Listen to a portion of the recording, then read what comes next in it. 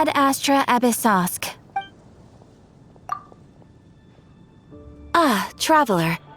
You have come at just the right time. I have something for you. You're certainly very familiar with the kind of work we do, but I'm afraid this has nothing to do with any of the above commissions. Please take this brand new Adventurers Guild notebook.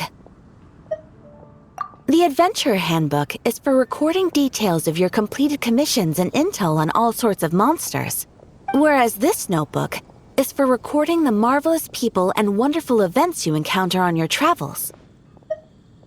I hope it will be of help to you. Anyway, that's all for now. My commission is complete. Safe travels, traveler. Ad Astra Abyssosk.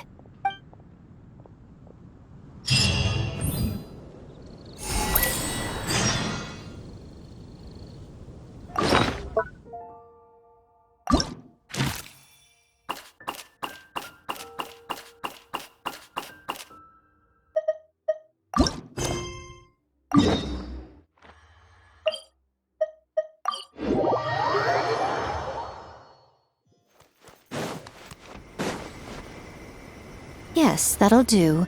Just a quick and simple cleanup job. Ah, little one, you're just in time. Oh, look at you. I can tell you're thinking. Oh no, she's going to send me off on some pain-in-the-neck errand again, isn't she? Don't worry. I was just going to say that we finished renovating the shrine and are preparing to roll out a brand new service.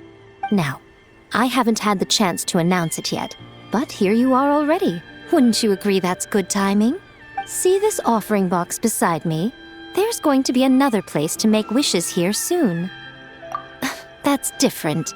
Fortune slips are about telling fortunes, whereas this is about making wishes. Now then, close your eyes, make a wish, write it down on a prayer plaque, then hang it up on this rack here, and maybe your wish will come true. Of course, but as for which wishes come true, that is up to the gods who watch over us all. Powerless Guji that I am, I can only help you in mortal matters. If that's what you wish for, then why not try it out? Here, take this fortune paper. It's left over from writing fortune slips. You can have it. Try writing your wish there. That might make it more likely to come true. When have I ever lied to you? Hurry up now, little one. It's time to make your wish. Remember to write your wish on the fortune paper, then stick it to the prayer plaque and hang it on the rack.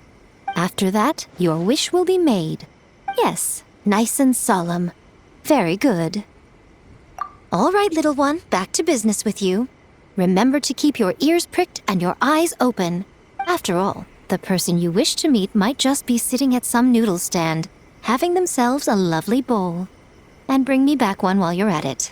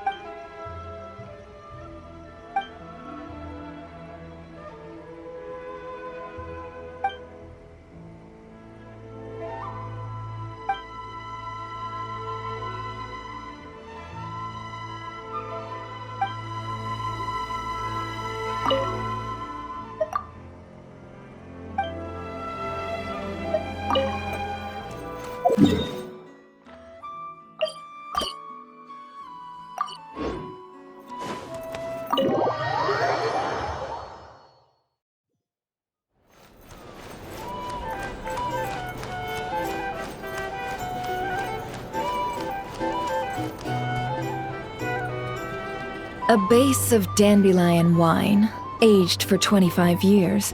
1/7 part bittersweet liqueur, filled halfway with fizzy zaytun peach pop. All 3 of those ingredients are fairly sugary. It'll have a lovely sweet aftertaste, even a little too cloying. A spoonful of salt and half a spoon of powdered summer orchid leaf should cut through the sweetness in a way that's clear but not overpowering. I can imagine it now. A delightfully layered flavor. It's all down to the seasonings you sent me, Lady Nefer. Otherwise, I'd have no idea how to mix up a cocktail that so befits Nodcry. Just a little gift. I'm glad you liked it. I'll be happy to send more when you run out. Many thanks. Though I think 1 taste is enough where these seasonings are concerned. Besides, you sent so much I could hardly finish it by my lonesome. And my colleagues aren't accustomed to these flavors, so I can't even share around. I'm afraid they'll end up sitting on a shelf, going to waste. Can't say I'm surprised your colleagues at Liyua's Ministry of Civil Affairs aren't too keen. I wouldn't expect the flavors of Nodcry to be their cup of tea. Though, from what I've seen, might I presume that we've won you over? I wouldn't go that far, though it's not like I dislike the food here. It's good to try new things occasionally. I love your attitude.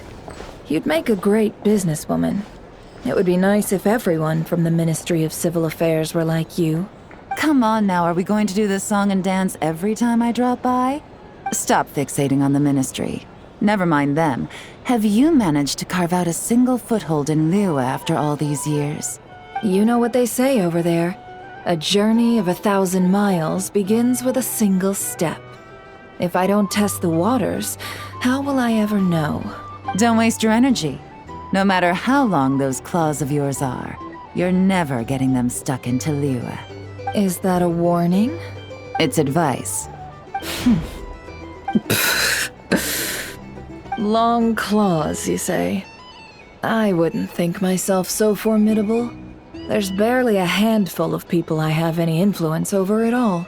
I can only really think of one young girl who listens to what I say. But she's not the brightest. And I spend more time looking after her than getting any help. Oh, really? Then I guess that painter who fishes in Dihua Marsh, and that apprentice who makes tofu in Qingsa Village, and that guy who wants to work at Wanmin Restaurant. All these people who mysteriously appeared in Liyue. I guess you have no idea who they are? Many people pass through Liyue Harbor every day. Far too many to count. How could I possibly know every last one of these enigmatic nobodies? Though I must say, your memory is quite impressive. Your colleagues must sleep easily, knowing they have you to lean on. Why, thank you. Though with you around, nothing is ever easy. I can only say that there's never a boring day. Is that so? Surely your workload has lightened now that you're far from the Ministry? If you've got time for another drink, I'd be more than happy to mix you one. Here's to a relaxing day for us both.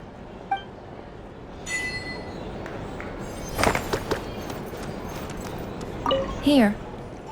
Taking a moment to unwind every now and then does wonders for the mind. I'm in full agreement. Though some strings must remain drawn tight, Lady Nefer. Just in case.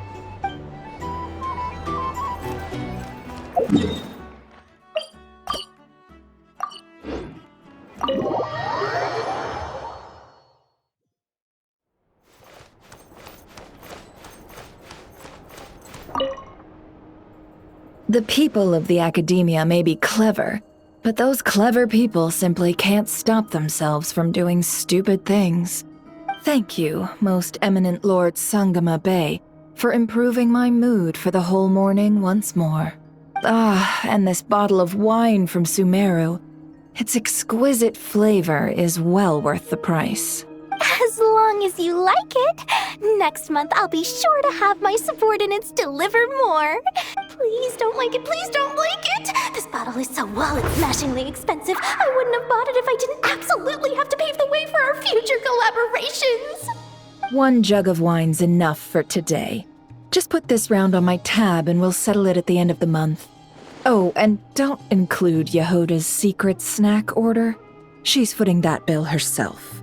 I know Dori's spent a lot of money trying to get a deal from me. I shan't say no to free drinks, but perhaps it'd be best to leave her some room to wiggle. No problem. I'll send the bill over in a few days. Am I going crazy? Why is Nefer being so straightforward this time? Don't dwell on it, Dori.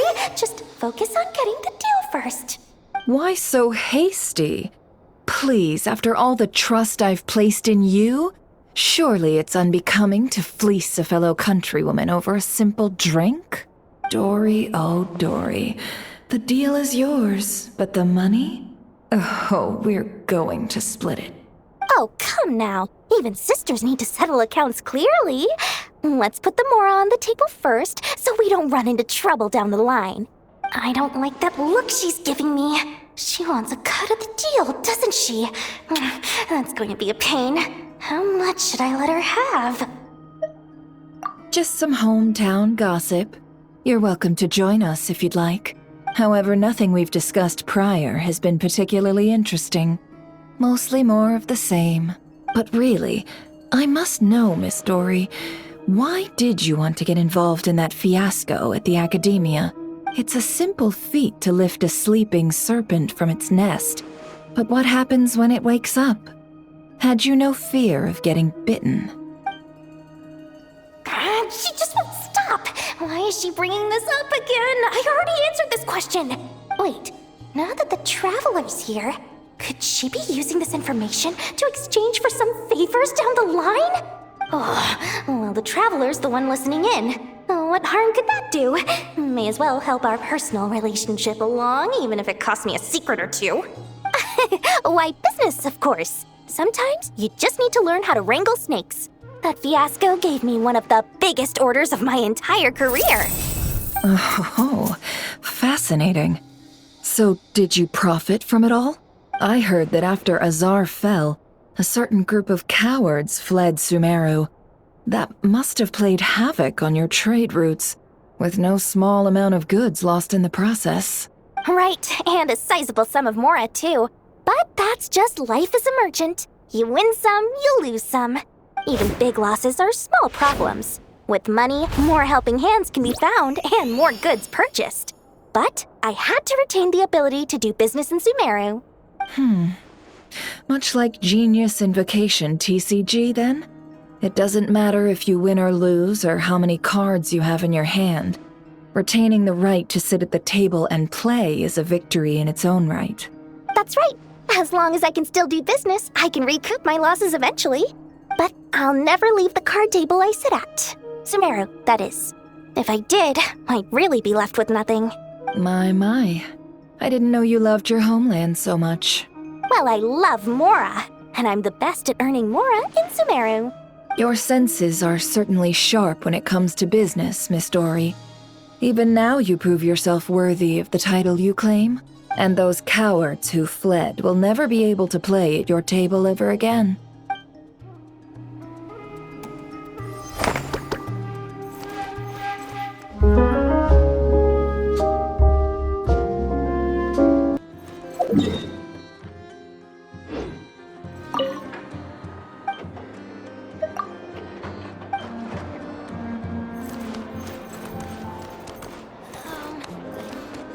Newspapers, anyone?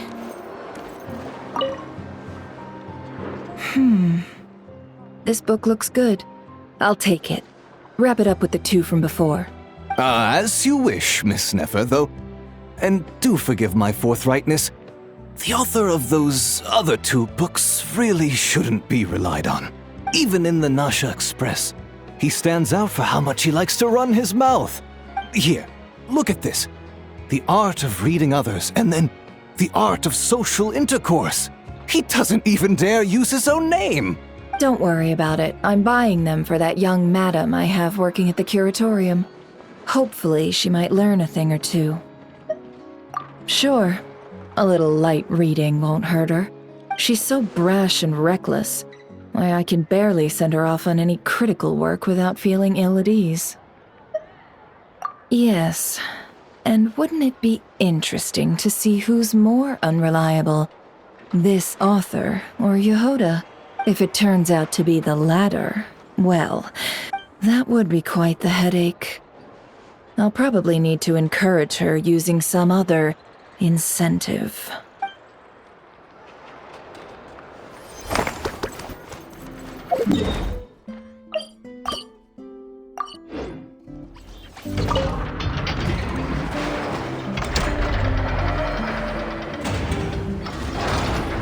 Ineffa, Yes?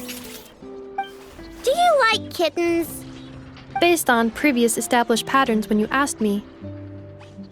Do you like snacks, Ineffa? It was actually because you wanted them. Do you want a kitten, Aino? Don't you think Ashrio's a total cutie patootie? I know, we have discussed this before. Our house is not suitable for pets. I know that. I don't want a cat or anything. I promised you, didn't I? But say, Ineffa, don't you think cats are cute? I think cats are very cute. However, it would be even cuter if you could make me a vacuum cleaner that does not get clogged by cat fur. I'll make that for you later. But before that, let me ask you a question. Ineffa, do you want to transform into a cat? I know, I do not understand. What? Ineffa's gonna become a cat? Traveler? Paimon? Are you here to play? Gotta say, your timing is perfect. Do you like snacks? I got snacks. You can have some. Oh, Paimon loves snacks, but maybe she shouldn't. What? Hey, when did you get a snack intake calculation module installed? Oh, good thing Paimon ate before coming here. Otherwise, she wouldn't be able to say no. That's because I heard some stinky brats gossiping and saying stuff like, "Ooh, Ineffa's always wearing the same thing, it's so boring." They're the boring ones. Ineffa looks awesome, and she's super interesting. But I, gave it more thought, and when I was making Ineffa, I never asked her if she wanted to look like this. So, you want to give Ineffa a new look? Well, it's nice to change her clothes once in a while, right? But I'll only give Ineffa what she wants. I'm a super open-minded parent after all. The body you made for me is perfect and convenient. I pay such aesthetic concerns no mind. If I hear something terrible, I will simply delete it or deactivate my auditory systems. Thus, this is a non-issue for me. So when Aino nags you about making krumkakes, will you also turn off your auditory system? No, I listen to everything Aino says because she's an important member of my family, and what you say is also of great importance to me. You are all my dear friends. My current records indicate that a majority of conversation topics between Aino and Paimon include eating various types of sweets or sneakily discussing where they would go to eat. The last record occurred in the middle of the night, so I must recommend you two eat less. Oh, you don't have to keep that sort of record. On the other hand, the traveler's speech is divided between commissions, caring for and helping friends, as well as dealing with various kinds of dangers. Traveler, I recommend you rest more. Well, you've got no work to do now, so I guess it's rest time. Which means I'm going to make a nice kitty outfit for Ineffa. Help me out, Paimon. And I can make one for you while I'm at it. Don't agree on Paimon's behalf. Well, unless it looks good, then Paimon thinks that wouldn't be so bad. All right, then we're all set. Ineffa, make us some krumkakes. Once you're done, we'll have your outfit ready.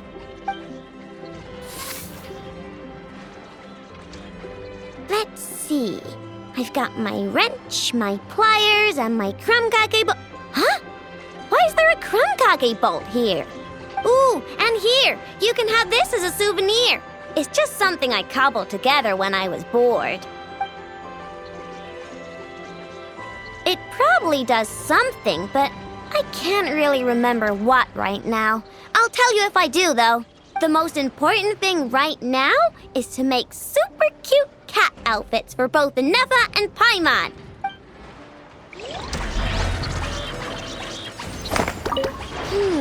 What color should I... Never mind. I'll just lock the overall design in first. Do not worry. Aino is an excellent craftswoman. I am sure whatever she makes will look great.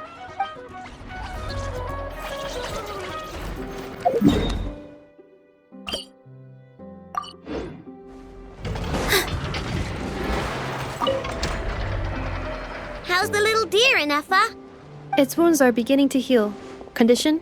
Stable. So, that doc's medicine worked after all. Is it still in pain? Pain is unavoidable. However, it will surely recover soon. Okay, Ineffa. Next up, make us some cakes. Oh, and crown cakes too. I bet it's gonna be starving when it wakes up. You are speaking on your behalf, Aino, not the deer's. But rest assured, I have a recipe for animal food, which I will prepare shortly. Oh. You cannot consume food meant for animals, Aino. Hey, I wasn't thinking about stealing a sick deer's lunch, okay?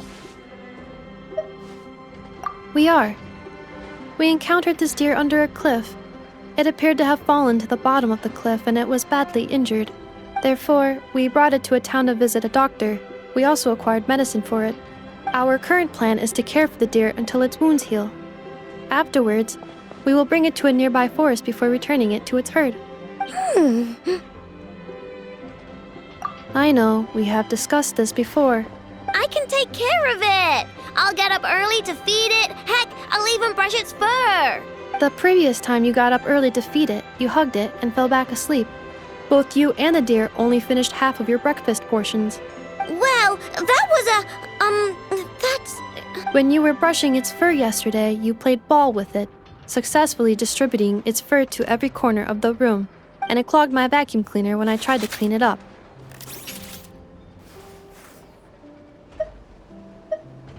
I just couldn't help playing with it. Fine. I'm sorry, I guess. But even if you say all that, No, I want to keep it as a pet. I'm already used to waking up early, giving it water, brushing its fur, then playing with it.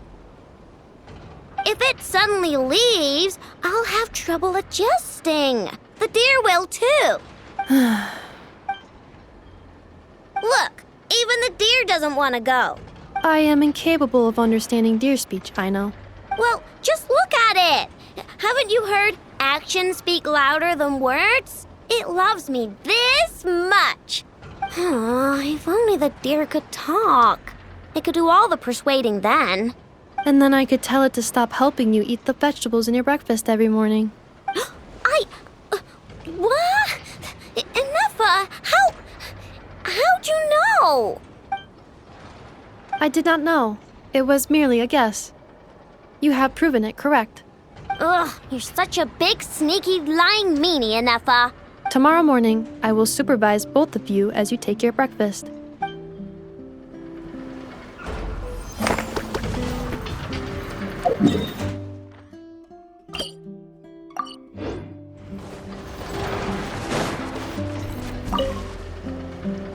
Little dearie, you gotta eat your breakfast, or you're never gonna grow up big and strong. I know. There is still lacquerberry residue hanging from the corner of its mouth. Huh? What? Its recovery is progressing smoothly. In a few more days, we can ask Miss Lauma to send it back to its herd. I know. I am sure you know that it deserves to go back home instead of staying with us. But... Did the Lady Moonchanter from the Frost Moon Scions not say as much when she came to treat the deer? Its family might be worried about it. Once it has recovered, it would be best to send it home. I know, but, it obviously hasn't recovered yet. Does your leg still hurt? Do you want to go home? I know. Didn't the Lady Moonchanter promise us that she would come and pick up the deer? When the time comes, let's ask her to listen to what the deer has to say again.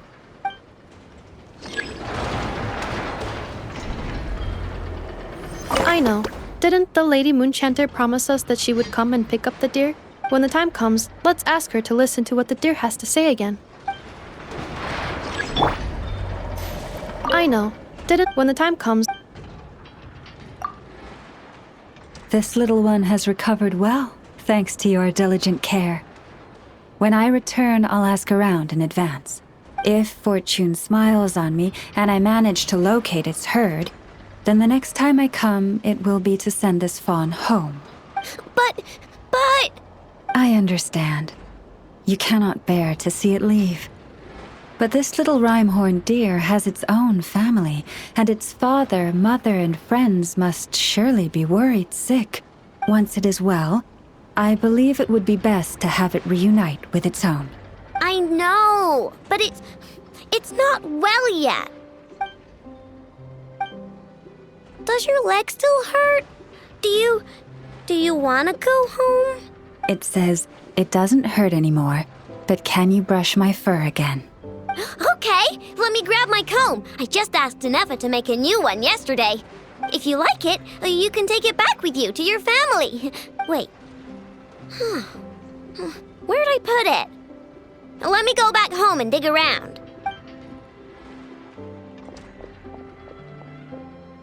Then I shall take my leave. Once again, I thank you for taking such good care of the little one. I came in a rush today, so next time I shall prepare some gifts. Do not force yourself to go out of your way for gifts, Miss Lauma. Aino loves the deer, and I do too. It is only natural for us to care for it. Besides, Aino and I are happy to have the chance to talk to it.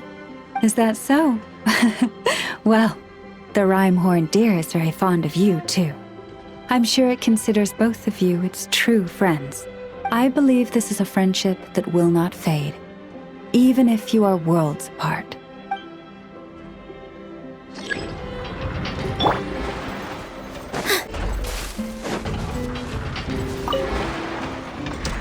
Hello, Miss Lauma. Hi. Hello, you two. Please allow me to inspect the little rhyme-horned deer once more.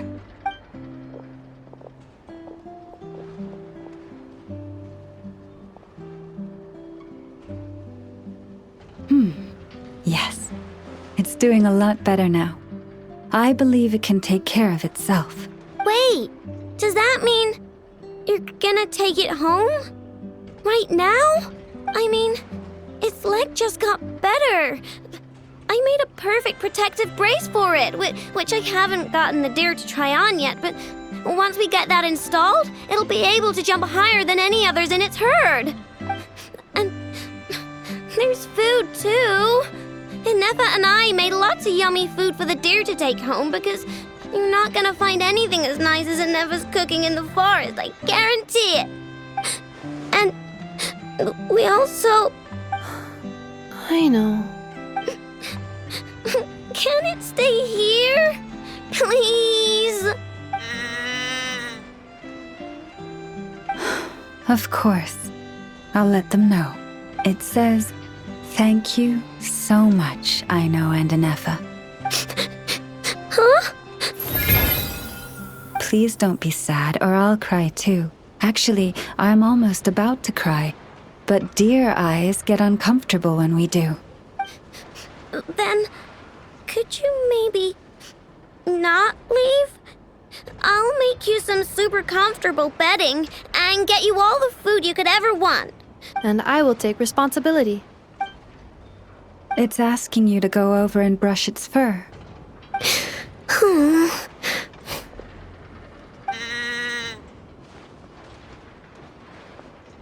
Miss Lauma, are you certain you can find its herd?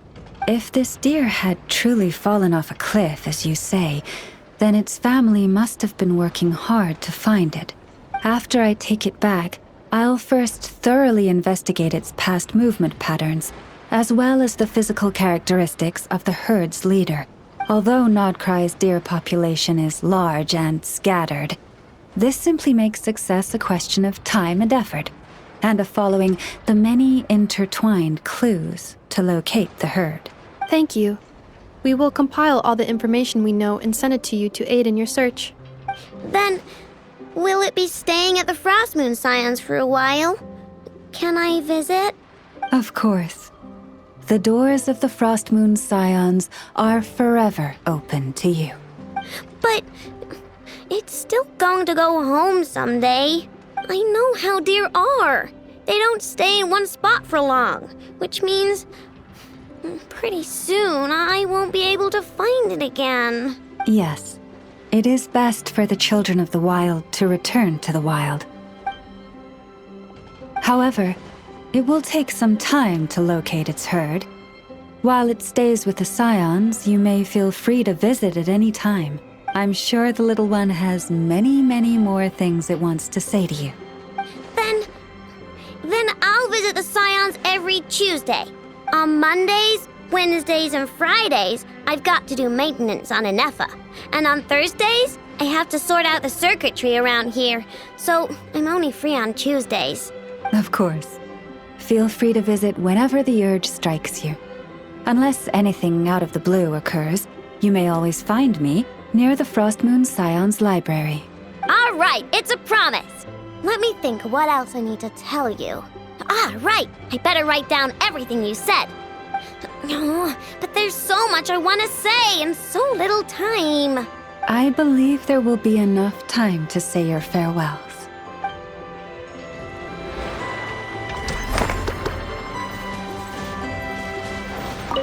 Take these snacks with you, and this hat I made with Ineffa, and, right, your horns need some protective oil. Give me a minute. The protective oil is with me, Aino. Let me assist. It says I'm so lucky to be friends with you.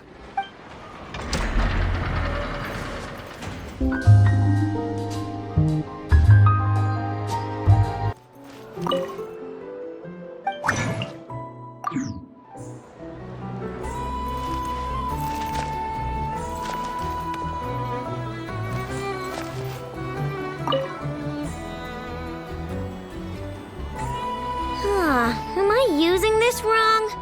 Ineffa, read the operation manual you recorded last time for me again. I believe regular lubricant is already sufficient. There's no need to create a brand new product.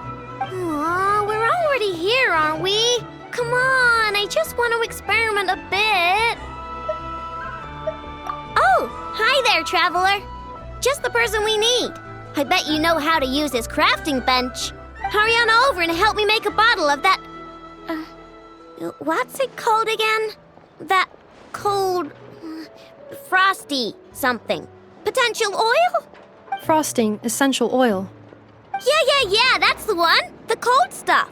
I want to mix it with lubricant to create something special for Ineffa's joints. I was gonna do it myself, but taking efficiency into account, it might be better if you helped me out a bit.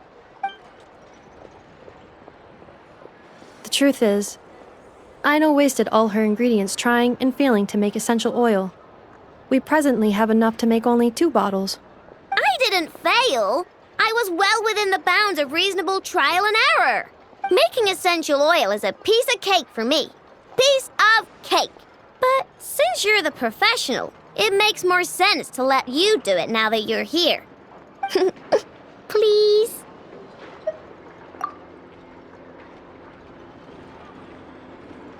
Wow, you really are a professional! Come on, Ineffa, let's head back and mix up some lubricant. Trust me, this new lubricant is gonna solve your overheating issues. Easy peasy. All right, Aino, but my internal components are not actually overheating while I'm operational. Well, it doesn't hurt to be prepared. Thanks for the help. I only need 1 bottle, though, so you keep the other one. Anyway, it's time we were going. Stop by and play when you have some free time.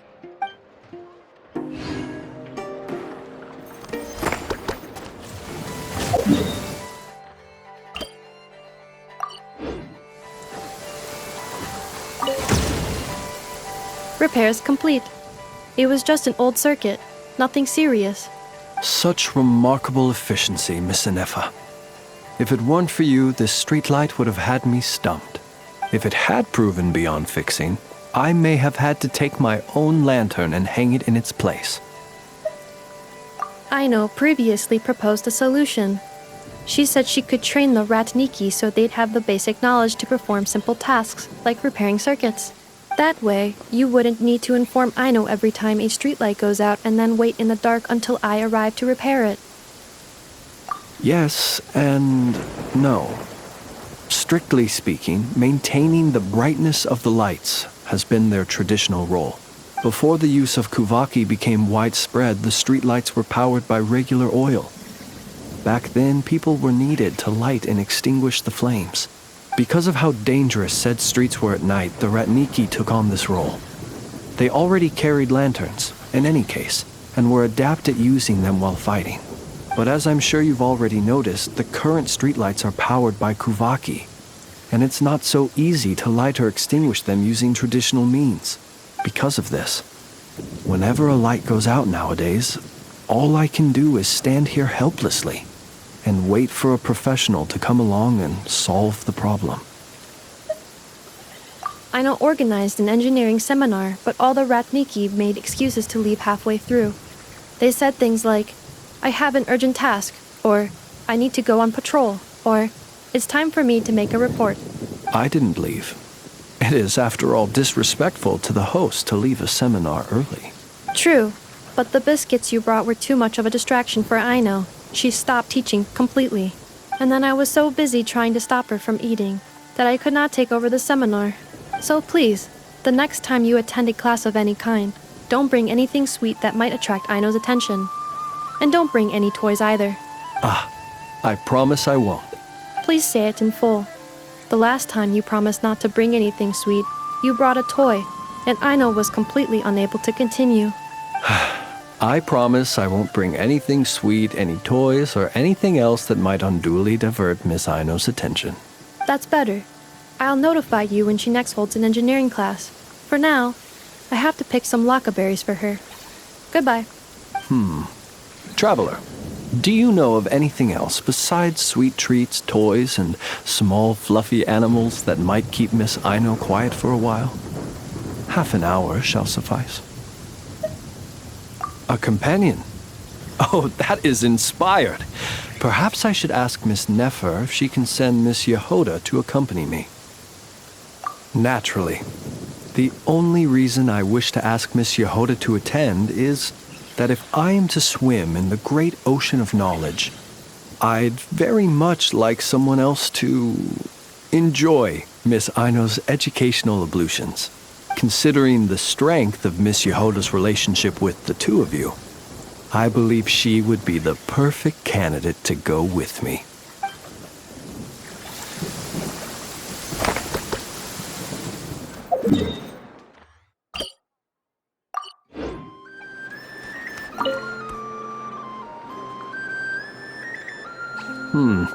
Is no one here? Well, hello. This is certainly a most joyful encounter. Seeing you lifts my spirits after a somewhat disheartening trip.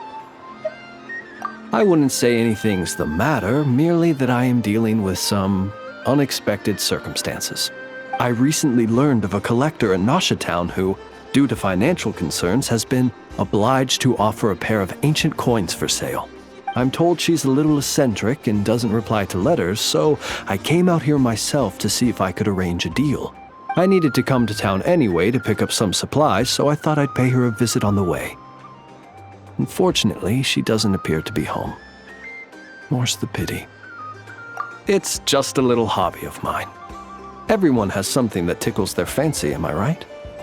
For me, it's old coins and gemstones. Time is the best filter. Anything that can make it through the sieve of time is almost guaranteed to be of good quality.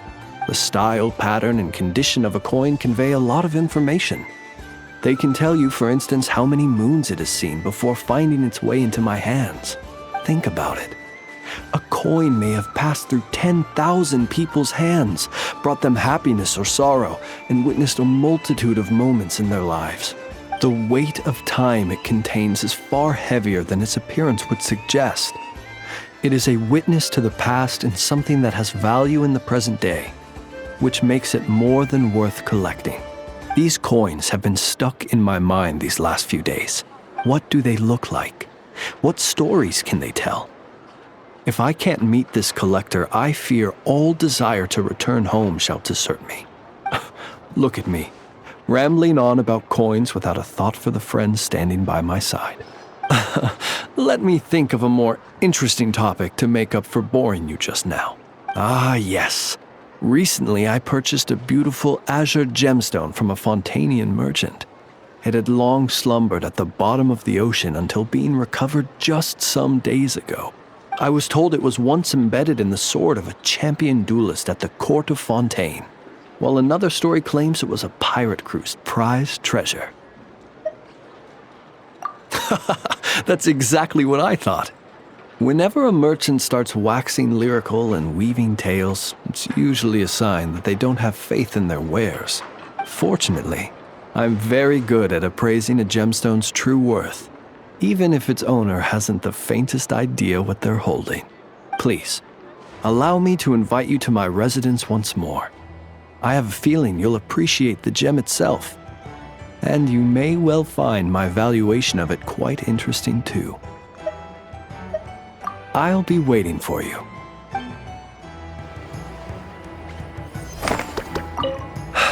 This collector must be a busy person indeed.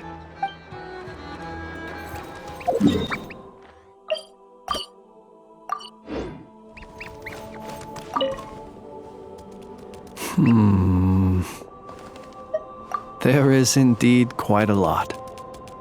After accounting for daily necessities and emergency supplies, there's still enough to set aside in case of sudden visits from my colleagues.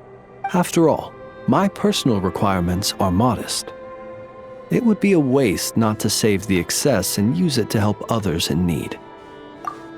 Lamp oil, candles, leather, paper, and pens. Oh, and a few bottles of strong liquor, and some emergency food, of course. Judging by your expression, I can tell you're wondering. What emergency food did you buy? Exactly. These supplies need to stand the test of time, so all of this food has undergone special processing.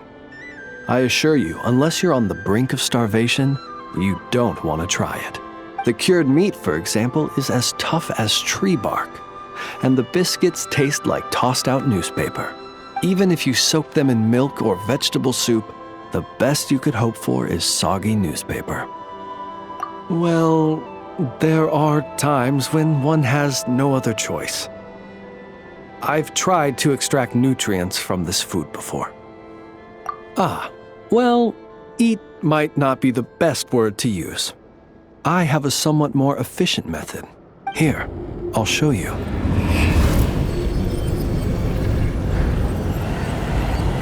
I suppose you could call it cooking with fire. There have been a few more desperate moments when I've been trapped alongside other poor souls. You should know, if I were to use the method I've just shown you in front of my colleagues, it might leave them feeling uneasy. And so I have at such times been forced to attempt to swallow this food, as they would. Though try as I might, I really was unable to swallow it. In the end, I broke it down into smaller pieces, some of which I stuffed into my mouth and some of which I dropped into my lantern when no one was looking. Unfortunately, my colleagues noticed how slowly I was eating and mistook my reluctance for concern, believing I was eating less to allow them more. After that, they patted me on the back and enthusiastically filled my arms with more cured meat and biscuits. Indeed, I was grateful for their noble act of kindness, and can clearly remember the taste of cured meat and biscuits to this day.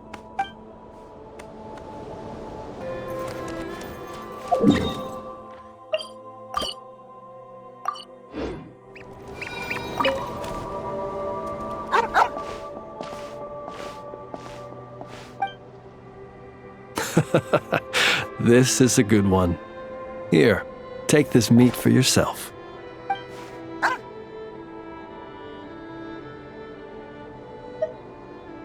Mine? Not at all. It belongs to itself. It sometimes brings me old bones to help with my puzzles. that's all. I should be clear. While I don't know what bones these are, I can say for certain they don't belong to any humans who slumber here or elsewhere. Bones are another thing that tickles my fancy. Sometimes when I see one that's a bit unusual, I'll pick it up and add it to my collection. Then when I'm feeling bored, I try to connect all my bones and create something whole. A bit like doing a jigsaw puzzle. You could call it a form of artistic expression. Even though each piece of this bone puzzle picture is unrelated to the next, and indeed they cannot possibly be related, just pondering how best to put them together and create something beautiful is an extremely relaxing process. Then, one day, an uninvited guest intruded on the room where I kept my bone puzzle picture. It was none other than the dog you saw just now. It did. By the time I entered the room, the little intruder had completely dismantled my picture. The second it turned and saw me, it bolted away between my legs. Luckily, all was not lost, as I'd already taken a photo of it. And more than that, now that my old puzzle was dismantled, I was free to construct an even bigger puzzle with my growing collection of bones. Which is how I consoled myself at the time. After all, the damage had been done, so why not look on the bright side?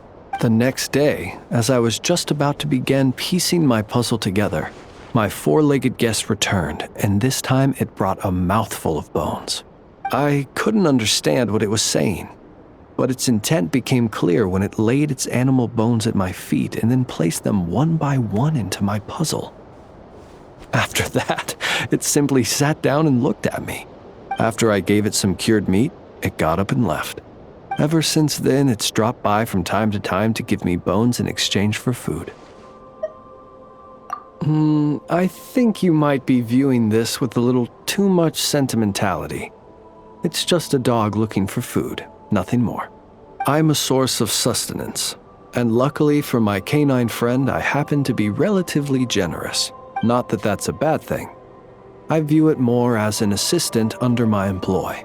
It doesn't speak, and it leaves when I tell it to. That's pretty much everything you could hope for in an assistant. If you'd like, you can give it some meat. Sometimes it sits and waits by your side, which I think probably means it's still hungry. Perhaps it might be a little more friendly with someone such as yourself.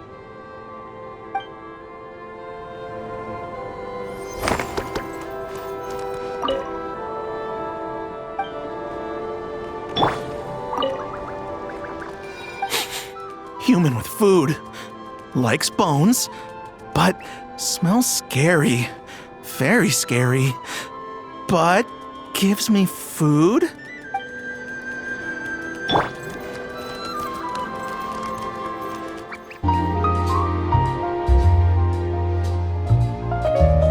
Trying to do my...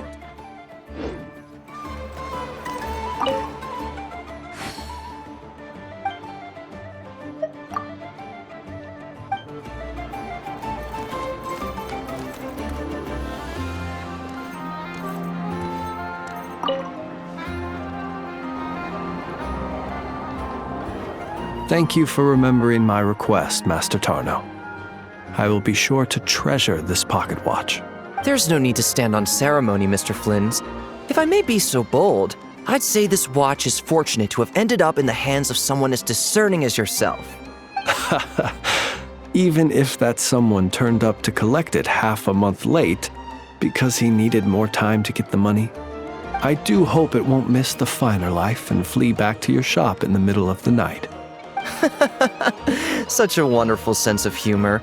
Even if it wished to escape, I doubt it would get far with a ratnik such as yourself on its tail. Here, I've already wrapped it. It's yours. My thanks again, dear Master Tarno. Perhaps we can have a drink in the flagship when you're next free. It would be my pleasure, Mr. Flins. You could say so. This pocket watch cost me half a month's salary.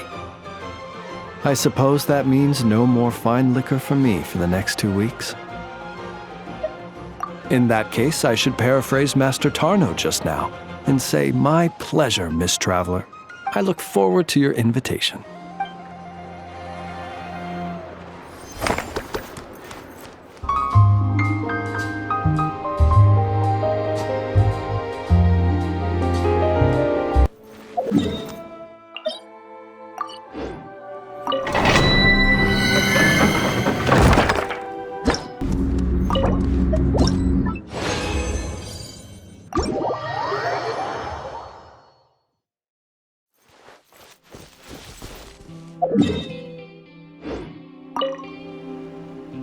Hello there, traveler. Fancy running into you here. I was just out patrolling the area, cleaning up a spot of wild hunt unpleasantness. And now here you are. This is quite a ways from town, and the area's teeming with monsters and the wild hunt. If you need me to escort you back, I'd be more than happy to oblige. Ah, I see. In that case, I'd better not distract you. Well said. And I have witnessed your skills already. But it would be rude not to make the offer, having found you alone in the wilderness. Anyway, I'd best be going. If you do find yourself in need of help, you know where to find me. I'll always be ready to answer when you come knocking on my door.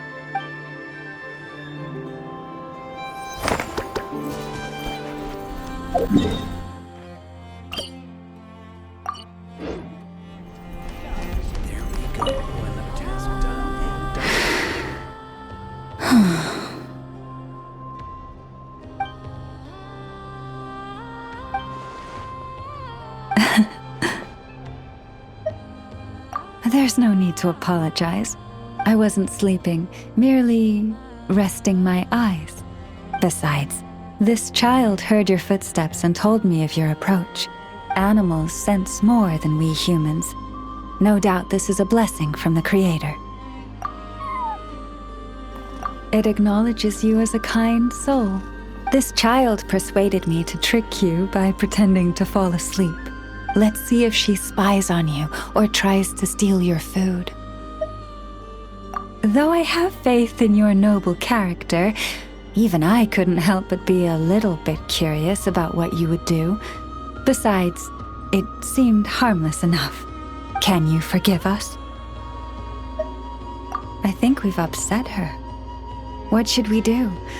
How about you knead her hand a little by way of apology? My palms are the same as any other human. I'm afraid my kneading might not be so pleasant. But I can bestow upon you my blessing as Moonchanter, and pray that your road ahead is a smooth one. Oh, I completely forgot to ask. What is it that brings you here? So that's how it is. I thank you for your concern. All is well with me. As it so happens, we received a large amount of fresh fruit today. Perhaps you'd like to eat some with me? It doesn't wish to leave us. After a lot of lounging around, it's enjoying the commotion.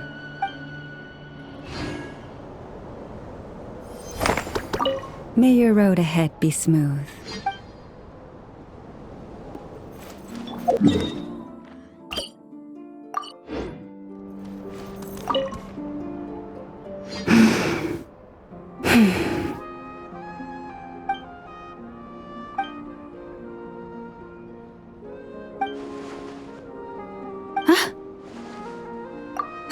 It's you, traveler. I trust you're well. No, that's not it at all. It's just, my antlers are quite heavy. I almost toppled over. It gave me quite a shock. Indeed it does. As you've seen, my antlers are bigger than everyone else's. It can get quite exhausting whenever I have to walk long distances, which is why I try to find the time to come here and rest whenever I can. I fear I must have nodded off this time, however. I'm afraid nothing much helps beyond finding somewhere to sit down every now and then and taking a rest. Miss Aino once offered to produce a mechanical device that would help support my neck and antlers. While I was grateful, it didn't seem to be entirely... how should I put it? Yes, That's a fine choice of word. Someone in my role needs to maintain a certain image. As Moon Chanter of the Frost Moon Scions, it would be unseemly to appear in public with a machine around my neck. Indeed.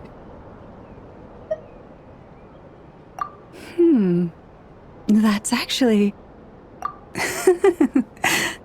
I must say I found that quite the amusing mental image. Thank you. A good laugh was exactly what I needed to chase the tiredness away. Don't be a stranger.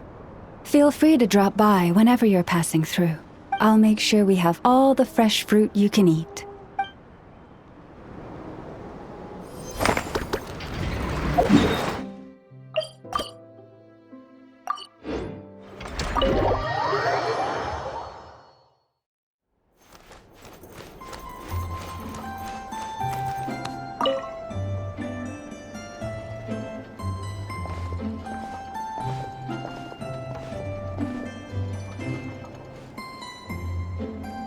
Almost there.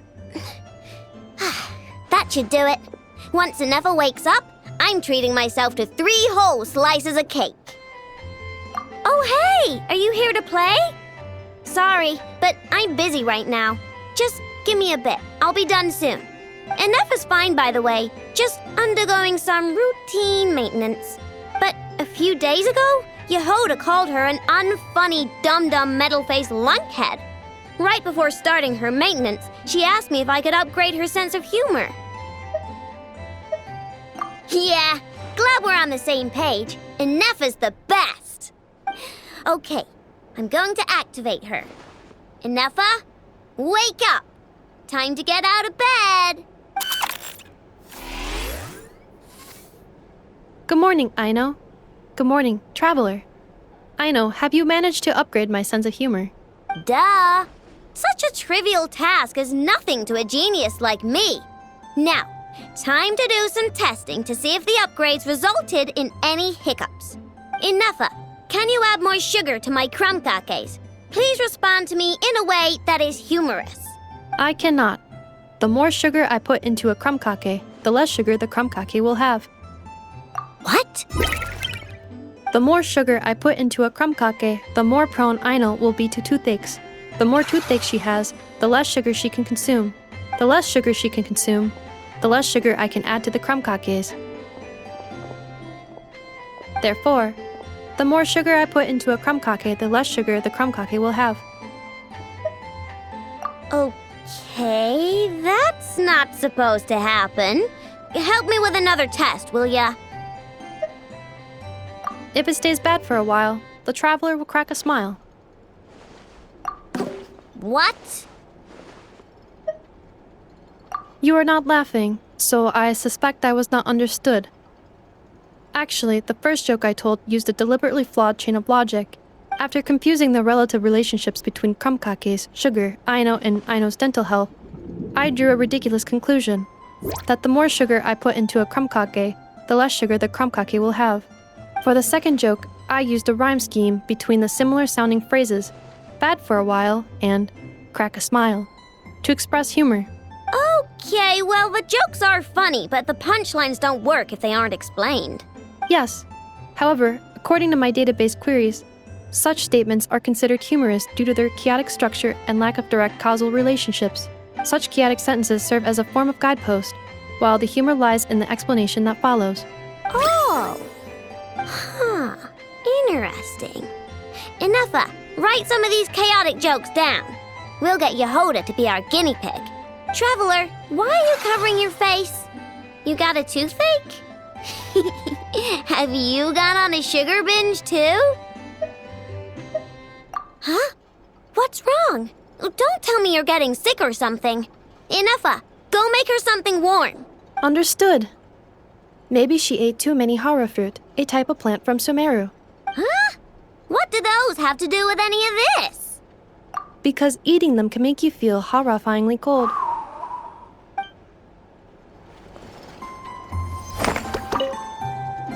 Hey! Wow, this update was a great idea! Give me another joke, Ineffa. Of course. Please give me a moment. Since there is no fixed formula for generating jokes like these, I will need to reorganize the relevant keywords.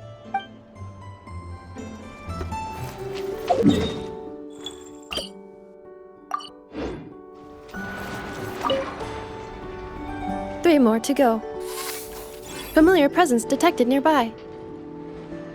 Hello, traveler. Yes.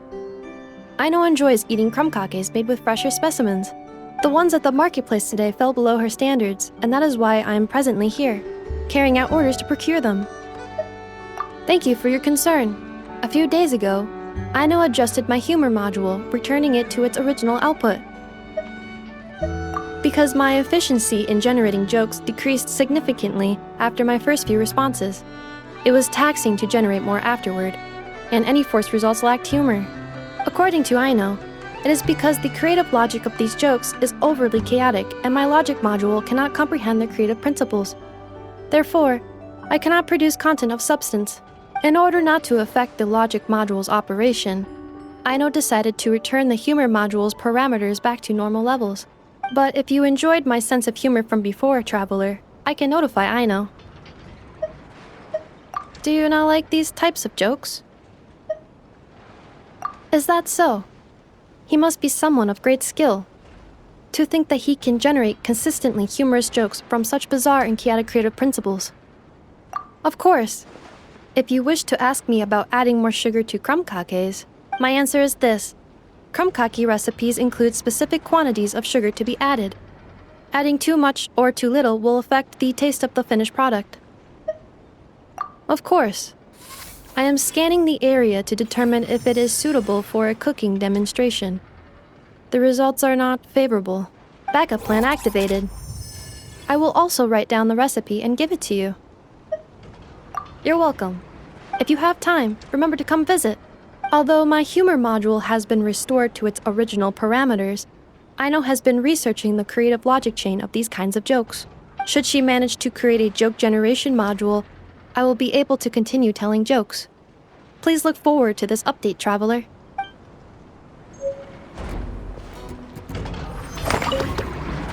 According to my list, I need to gather 3 more laka berries. Until next time.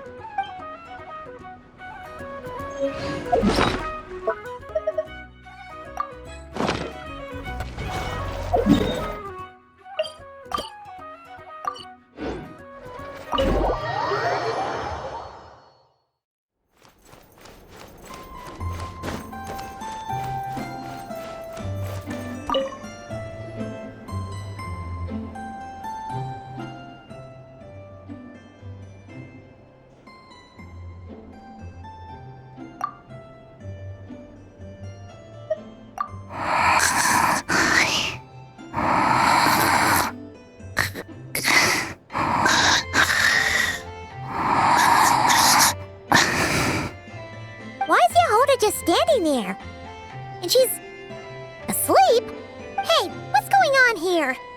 Paimon feels like it's a bad idea for us to leave. Maybe we should ask Aino for help. Keyword detected. Meditative state suspended. Whoa! You gave Paimon a fright! No. However, it was Jahoda's request. She asked me for a detailed analysis of the steps required to meditate and to mentor her as she practiced relieving her stress. Yahoda's so stressed that she's gotta meditate to cope with it all? I do not know. However, Jahoda said she has been suffering from insomnia for a while and was willing to try any solution she could. First, I let her stand in my kitchen, close her eyes, and focus on the fragrance of crumb kakes. By stimulating her olfactory module, I believe there would be a decrease in activity in her cognitive module. It successfully stimulated her appetite. She consumed the finished crumb kakes with incredible efficiency. Unfortunately, she consumed too many and proved unable to sleep that night. That's normal. We're not robots like you, after all. The more we smell food, the more we want to eat it. That is indeed true. Afterwards, I try to have her perform intense mental or physical exercises before bed. For example, cutting lumber, jogging, doing push-ups, boxing, and so on. Her body should have been able to enter sleep mode more easily following such sizable expenditures of energy. It did not. She finished half her exercises, realized she had an unfinished commission, and so rushed off to complete it. After she returned, she crouched down in a corner, hugging her knees and said, I was so tired from all that training. My legs gave out while guiding my clients through the ruins. I basically crawled the whole way. If Boss Neff finds out, I'm dead meat. Following this, she was once more unable to sleep. In the end, we decided to give meditation another try. Boss Neff. No, wasn't me. Didn't steal your tea. Ugh. Seems like the meditation was pretty effective. Yahoda's fast asleep. I do not think Yahoda's sleep is related to her meditation. First of all, the meditation steps I analyzed are not suitable for her. The goal of meditation is to enter a deep state of tranquility, which can be used to enhance self-awareness. For an ordinary person, this deep state is close to dozing. For me, this would be closer to a low-power standby mode, where one cuts power to certain components. That said, were we to shut down some of Yahoda's components, I believe it would pose a threat to her personal safety. So, meditation wasn't supposed to work, but Yahoda fell asleep anyway? Could she have been so tired that she just passed out? In truth, I do not understand either. All I can do is tell you what happened before. When Yahoda lay down and tried to fall asleep through meditation, she suddenly said to me, "Don't run off too far, or I might get ambushed in my sleep. And then I'd be dead meat." I answered her, "Very well, I will remain here by your side." After that, like I do with Aino every night, I held Yahoda's hand as she slept. After a while, she did, indeed, fall asleep. Dummy robot. This is something I did myself. Yes. And if either of you need help sleeping, please consult me at any time. However, do note that I can only hold 2 hands at once. Oh, by the way, I have leftover krumkaki bolts from the batch I made earlier. I gave one to Yahoda. You can have the other. Goodbye. I hope you have sweet dreams tonight.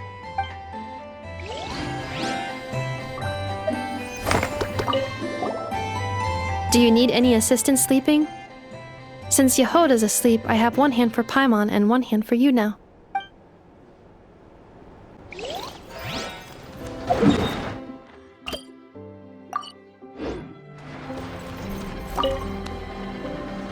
I was just passing through.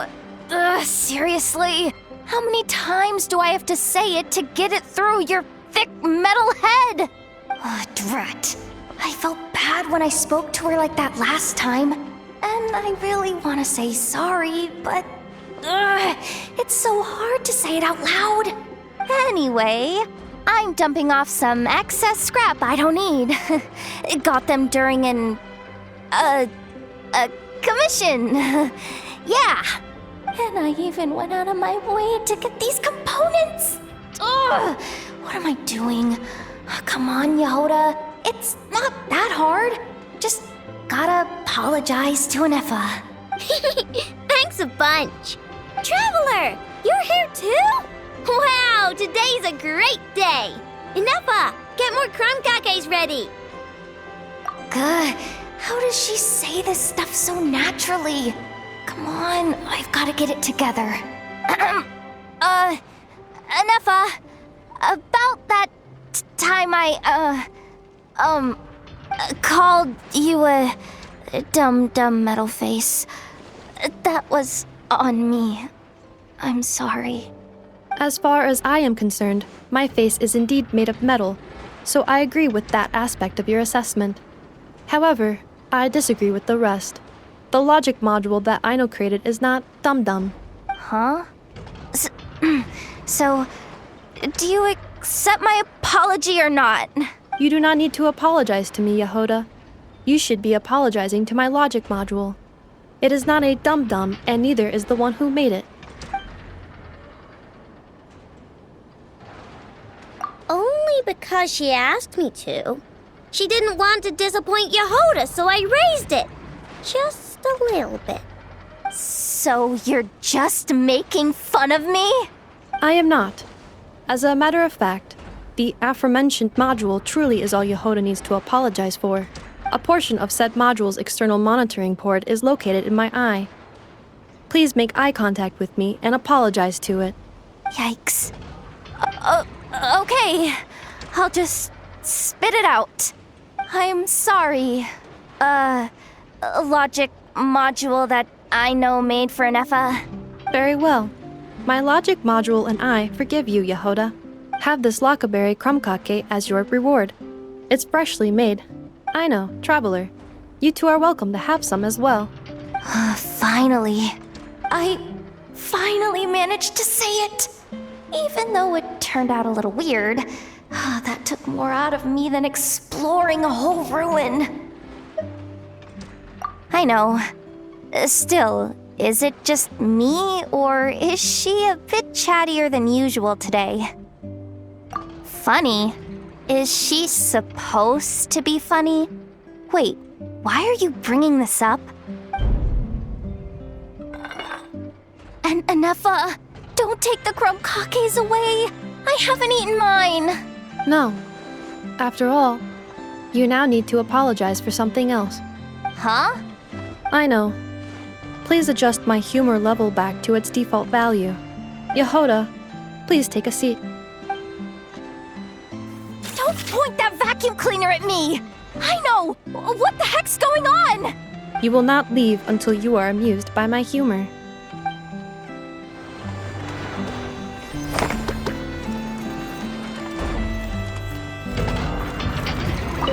Hoo-wee! Today's crumb cakes sure are yummy! Ineffa's gotten a lot better at cooking, hasn't she? Nah, they'll be fine. They're just like that. Let them work things out. That just means we get to eat their share of the crumb cakes. Are you amused now, Jahoda? Oh yeah, I'm busting a gut right now. You are lying. You wouldn't even look me in the logic module port. Oh, come on! How am I meant to laugh at your jokes when they suck this bad? Logic me that, you robot! All right, then we will continue. Oh, we will not continue! I've had enough, so please stop holding me at vacuum cleaner point! I laughed, didn't I? Is that not good enough for you? Jahoda, please take a seat. I will continue telling jokes.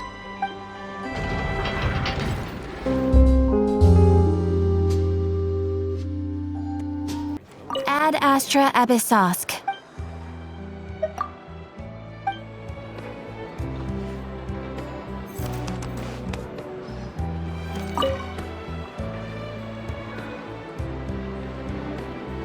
Huh? That's not the price we agreed on. What do you think you're playing at? Dear Miss Jahoda, if you manage to return the object of your next commission intact, then I assure you your reward will be paid in full. It wasn't my fault. How was I supposed to know a bunch of monsters were gonna jump me out of nowhere and knock me into that river? Might I also ask that you don't spread so much misinformation to our clients when you're escorting them in the future? I wasn't spreading misinformation. Most of what I said was based firmly on the truth. The master bandit who has stolen from every town and village in Nodcry. That was just me trying to sound cool. No one told me the client was from the Fontaine Guards. She wouldn't stop questioning me the whole way. That woman takes herself too seriously. No sense of humor at all. I can't believe she asked the guild to revoke my membership. The fixer who protects all of Nasha Town. I was talking about Boss Neff. I was telling the client about her. Regardless, Miss Jahoda, if you wish to take on any more commissions in the future, it would be best. I know. Be careful what you do and say. Boss Neff's always yammering on at me. But my mouth gets all itchy when I don't use it too long. Perhaps you could take a few pointers from our experienced adventurer here. The Traveler? I guess She's not the worst person to learn from. But you're gonna need to wait for me to take this reward back to Boss Neff first. She ain't gonna be happy that it's not the full amount. I feel a lecture coming.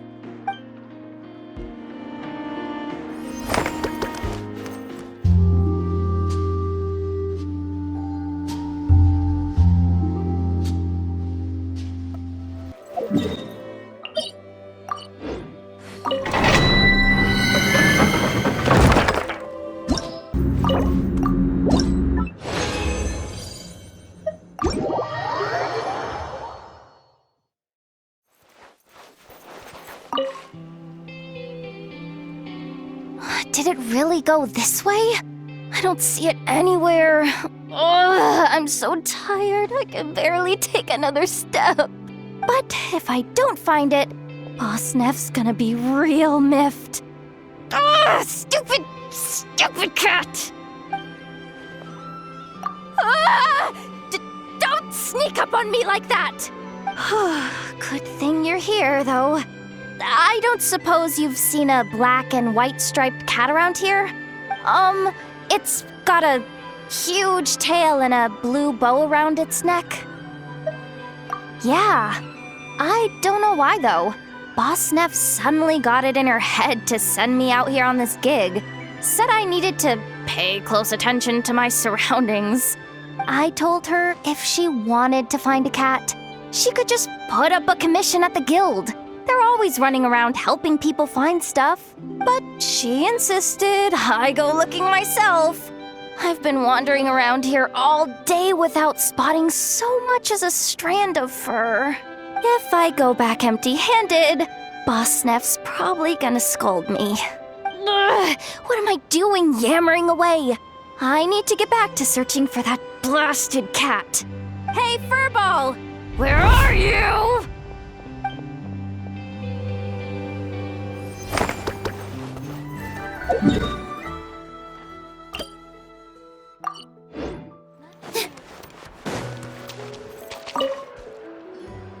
Huh? Isn't it Skirk? Are Paimon's eyes deceiving her?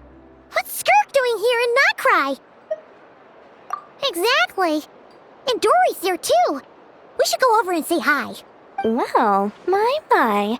Such an exquisite radiant exoskeleton. Come, let me take a closer look, so I can make sure to offer you a fair price. Please, take a seat and rest a while. If you have anything you'd like to eat or drink, I'd be more than happy to... Let's not waste time. Just tell me how much you're offering. Of course. Just a moment. Remarkable. Not so much as a scratch. Even the very best bounty hunters would struggle to retrieve a radiant exoskeleton of such quality. Skirk! Dori! What are you two doing here? I came to look around Notcry, and thought I'd take the opportunity to make a little mora. What's this? My most valued customer is already acquainted with my most valued customer? Is Paimon hearing things? Or did you just say most valued customer twice? Naturally, my most valued customers are equally valued, so you both receive my most effusive enthusiasm. Please, rest here a moment while I work the price out. You've gotten stronger. It seems you haven't neglected your training since we last met. I see. Notcry is home to many worthy opponents. Should you overcome this trial, your strength will increase further still. So, how have you been, Skirk? When we last saw you, you said fate would decide how we'd meet again. Well, Paimon didn't think it would decide so quickly. Was it quick? It's felt like a very long time to me. My life will experience little change until a true turning point arrives. But as for you, you are at a pivotal point in your journey. Have care. Victory and defeat are seldom long-lived. Excuse me, dear customer. After careful consideration, I'm prepared to offer you 6 million mora for these radiant exoskeletons. I assure you that this is the fairest possible price. While you might be able to sell a single item for 700,000 or so, when it comes to buying in bulk... I'll take half of that in cash. I won't be staying long, so there's no point carrying around more money than I need. As for the other half, give it to these two in the form of food or supplies. You should have plenty of both in your stores. Of course. I can see my most valued customers enjoy a very close relationship. Here's your Mora. Please, do stop by again. I'll be going then. Until next time. Huh? Won't you stay for a chat? Oh, she's gone again. That's Skirk. That's just how she is, sweeping in and out like a sudden gust of wind. I'm used to it by now. Hey, that reminds Paimon. You haven't forgotten her somehow? Even though you've done lots of business together before? What's the deal with that? Huh? What do you mean? The all-knowing Lord Sangama Bay keeps every customer near and dear to her heart. Fine, if you must know, she's not really my customer, but rather a guest of Miss Alice, my supplier. Miss Alice introduced her to me, and now she drops by from time to time to do business. She's the perfect customer. She always brings quality goods and doesn't care too much about the price. Whoa! That's one suspicious-looking grin. You're not ripping her off, are you? Ridiculous! A strong, mysterious customer like that who brings me valuable items? I practically worship the ground she walks on. Dori's Divine Bazaar is a fair and reputable business. Now, I promised I'd supply you with food, so it's about time I start hunting for ingredients. 3 million Mora. What can I find that's worth 3 million Mora? It looks like I'm going to have to dig out something very special indeed.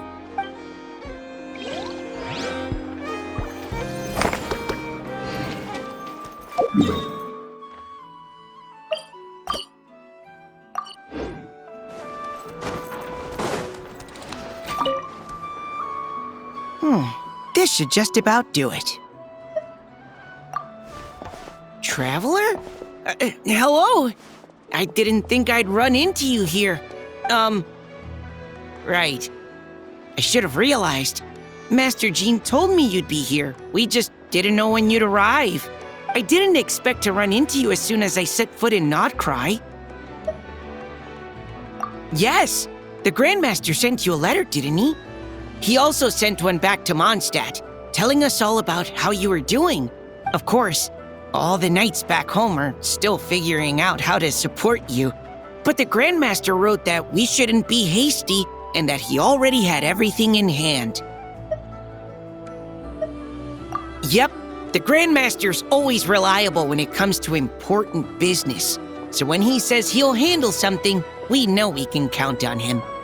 But of course, if you run into any trouble, remember that the knights will always be there to help you. Feel free to come look for us whenever. After all, you're our honorary knight, a valued member of our order. That's what Master Jean told me to tell you when I departed from Mondstadt. Huh? Give me a moment. I didn't bring any sweet madame with me, but I do happen to have a bottle of our best cider. Captain Kaya asked me to bring it along. He knew you'd miss it. Guess he was right. Okay, I need a minute. I put it in my backpack and wrapped it in clothes. Oh, here it is. Go on. Have a taste. I did, of course. When I was leaving, the Grandmaster specifically asked me to bring some bottles of our very best dandelion wine for him. At first, Master Jean protested that my main objective on this long journey was to deliver letters to Notcry, and she'd rather I not overload my luggage. She said someone else could transport it later. But after giving it much thought, I packed 2 bottles of wine for the Grandmaster anyway. Otherwise, he'd be talking my ear off about how wonderful dandelion wine is while waiting for it to get delivered. Oh, right. If you crave fresh sweet madames and steak, do come back and visit the Knights of Favonius' headquarters when you're free.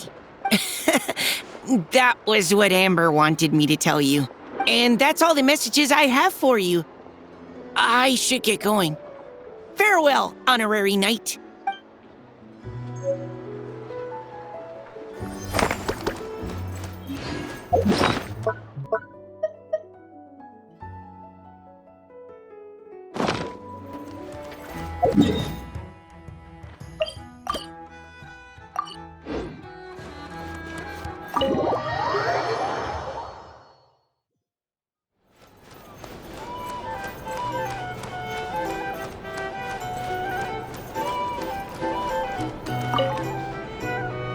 And in summary, that's the commission we're here for.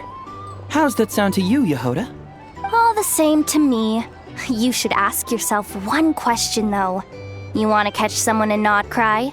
How many lives are you prepared to lose for it? Well, I once read a story. It told me that if I find a deer with divinity, I could use its antlers to take my place for one death. And what do you know? Deer happens to be one of the Inazuman characters in my name, and I've got my own life to spare. That makes two. Oh, Traveler, what a coincidence. What are you doing in Nodcry? Another stop on your journey, perhaps? Sharp. I'm here in pursuit of a fugitive who fled Inazuma. He's racked up a real rap sheet, and he's always trying to flee further and further abroad. A few months ago, we received intel that he was hiding out in Nodcry and had joined a band of bandits. He soon returned to his usual MO, that is to say, robbing homes and raiding caravans. I think they called themselves the Seahook Gang or something. Word is they're quite a big deal in Nodcry and have taken in a fair share of exiled criminals from across Teyvat. After that, I knocked on the doors of the Curatorium of Secrets, Mora in hand, and asked the boss to get me someone who could point me in the direction of this Seahook Gang. That's right. Judging by your expression, I'm guessing you're acquainted. I can tell. My intuition tells me that if Jahoda became a thief, even I'd never be able to catch her. You can cut the chatter. Boss Neff gave me the job, so it's only natural I'd be good at it. But the Seahook Gang you're looking for isn't the original Seahook crew. The original gang's long since disbanded. The people calling themselves that now are just riding on the name and scamming folks left and right. Yeah, I guess I do, huh? Interesting. This is news to me. Would you mind telling me more about this new gang of imposters, Jahoda? What's there to tell? New or old, fake or real, the Seahook Gang are bandits. A bunch of scoundrels who banded together for Mora, then fell out over it. Their old leader wound up thrown overboard as fish food, while the underlings fought among themselves for the scraps. Some died and others continued their wanderings. The long and short of it is that the old Seahook Gang are dead, gone, or both. Wait. Doesn't that mean some of the suspects within could have started going around committing crimes again? When a house goes poof, the snakes and rats nestled within find other walls to burrow into. That's just how it is. Nobody wants to die out in the wilderness. But for all the vermin out there, it's also the perfect time to find a good place to settle down, and maybe get a good roommate along the way. If I were a rat, escaping the snake would mean freedom from being hunted down and eaten. When you think about it, that's a good thing. In any case, you've been most helpful, Jahoda. Thank you for the intel. It seems the Mora spent on your services was well worth it. It's honestly a real load-off to know that these people are just imposters using the Seahook Gang's name. I'd have had to admit I was in over my head flying solo against the real gang, with its international cohort of goons and all. Well, wait. You think you can take them on as they are now, all by yourself? Yeah, more or less. After all, I'm only looking for our Inazuman fugitive. I'm not here to bring the whole gang to justice. That's a bold statement, but whatever. I'll help you track the imposters down. What happens after? That's got nothing to do with me. Your kindness is appreciated, but this time I'd rather this be a solo outing. Now, I suppose that's that. I'll leave locating them to you, Jahoda. As for me, I'll get to thinking of how I can haul this scoundrel back to Inazuma and have him confess his crimes.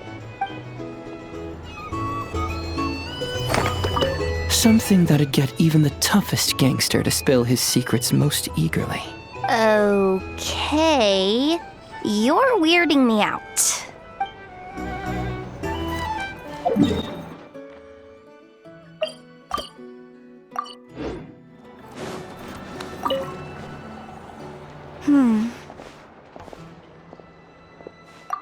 Well, if it isn't the Traveler. It's been a while for sure. Didn't expect to see you and not cry. Oh, if only. Nod Cry's even more lawless than I could have imagined. How should I put it? Well, that's just it. This place is quite literally a lawless land. Even if I was hired to provide legal assistance, I suspect it'd all devolve into everyone resorting to the Final Defense Manifesto to air their grievances. Ta-da! Here's your answer. The most direct method of self-defense. Okay, enough of that. The reason I came to Nod Cry is to gather material for the new legal guidebook I'm co-authoring with Shinobu. The book's theme centers on the borders of law, and one of its chapters is about what happens when law and order completely breaks down. There's no way I'd be able to get an accurate picture of that back in Liyue. So here I am, this infamous land of lawlessness. As soon as I stepped into Nod Cry, I knew I was in the right place. It's not like the law here has broken down. It's more like it never existed at all. And, unsurprisingly, I haven't run into a single person in my line of work. Being a legal consultant here is probably an easy way to starve. Hey, don't worry. I've got Adeptus blood, remember? Ordinary bandits can't even scratch me. In fact, I'm kind of waiting for someone to come and accost me. Then I can drag them aside and interview them on how they survive in such a hostile place.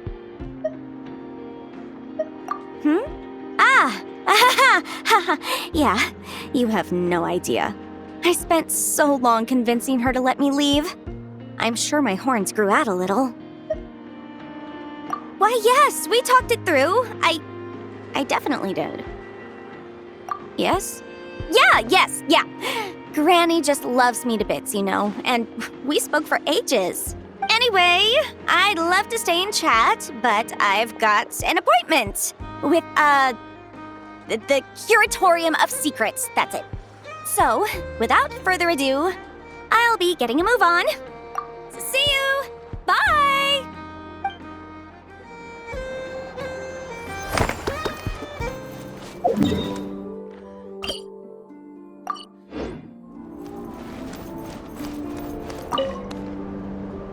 Miss, are those antlers on your head?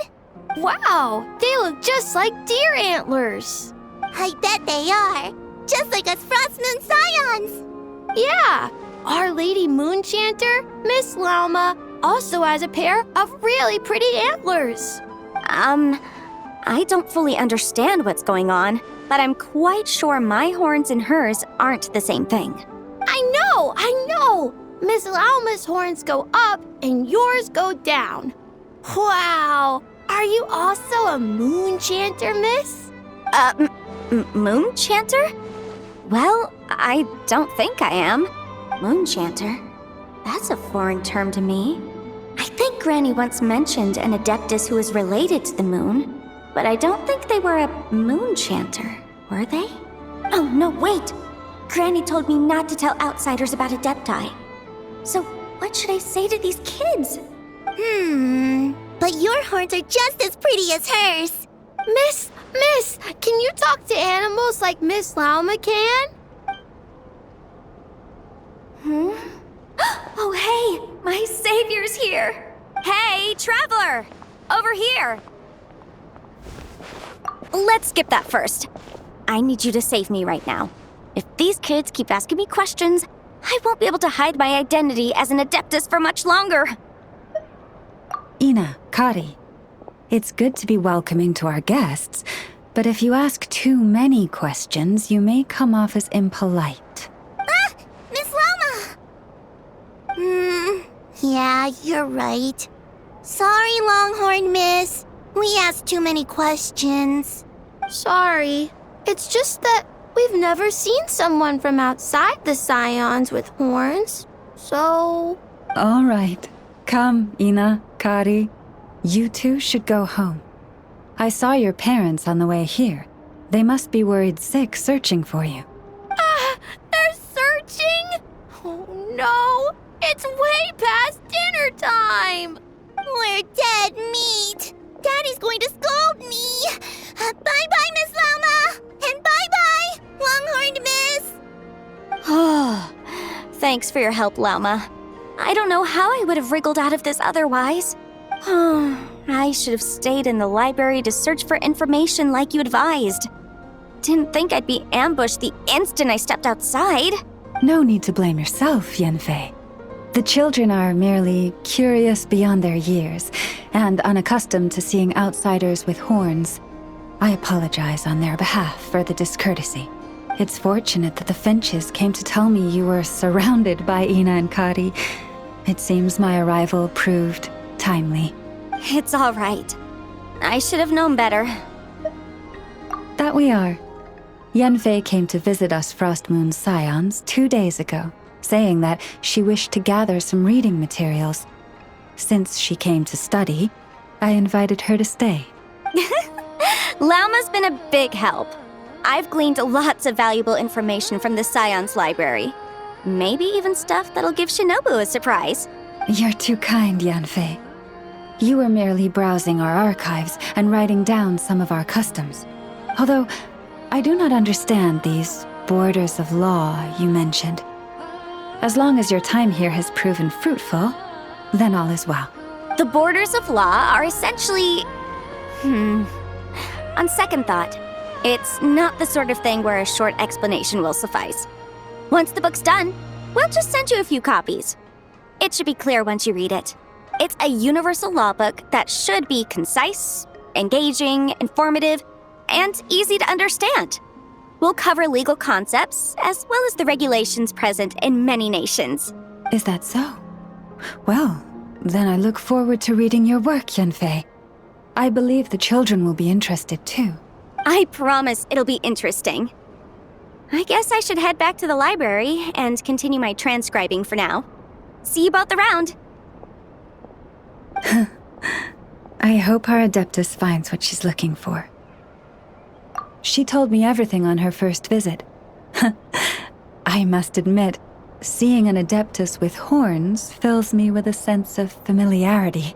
I listened to her many stories of Liyue's Adepti, and in exchange I granted her access to our library. In that, she has thus far proved most rule-abiding. A praiseworthy virtue, I must say. Is that so? Well, that's wonderful. She did mention a certain white horse Adeptus while telling me of Liyue's legends.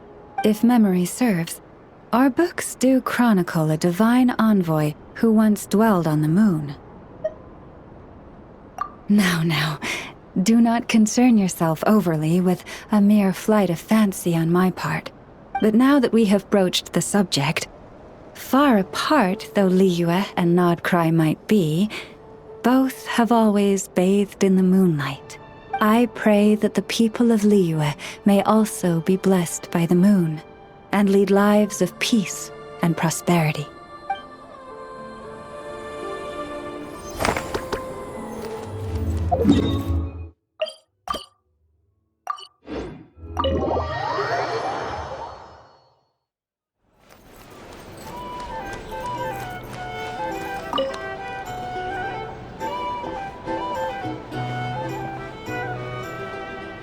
Hey, if it isn't the Traveler!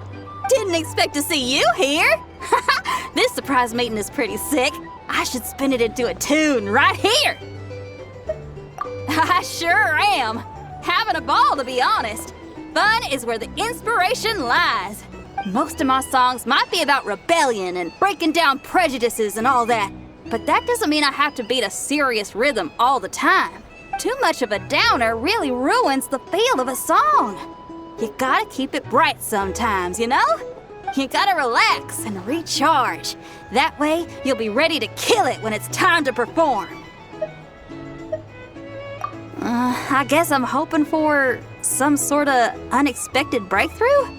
I've been so focused on writing new material, but everything I come up with feels old and stale. I need something new. So I decided to take a holiday to try escaping this prison I've built for myself. My last stop was Fontaine, where I saw a magazine with some photos of Nodcry. It got my creative juices flowing, and I was itching to find out more. Well, after looking into it, it turns out the whole atmosphere and way of thinking out here are like nothing I've encountered before. There's some group called the Frost Moon Scions who lean into some pretty far-out instrumentation. So I was thinking, maybe I could take some inspiration from the local folk scene and incorporate it into my own music. Sure! I want to try adding a few flutes and keys, plus some of the more out-there melodic phrasing. Obviously, I can't just flip genres completely. Still gotta keep the core lyrical and musical themes intact. Anyway, when I got to Nasha Town, I bumped my guitar case on some corrugated iron, and it made this really funky sound. I got this sudden flash of inspiration. I shouldn't just be looking for new instruments to improve my music. I should be trying to enhance my guitar's timbre too.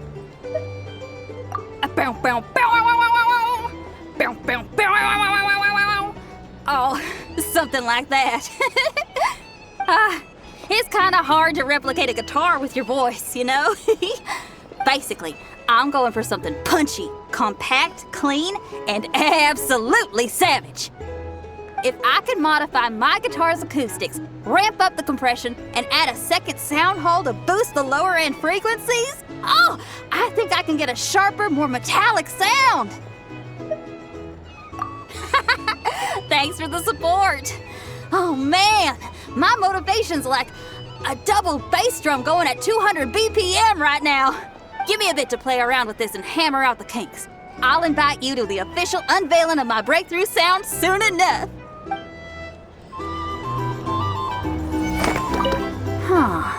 What style should I aim for with my next song?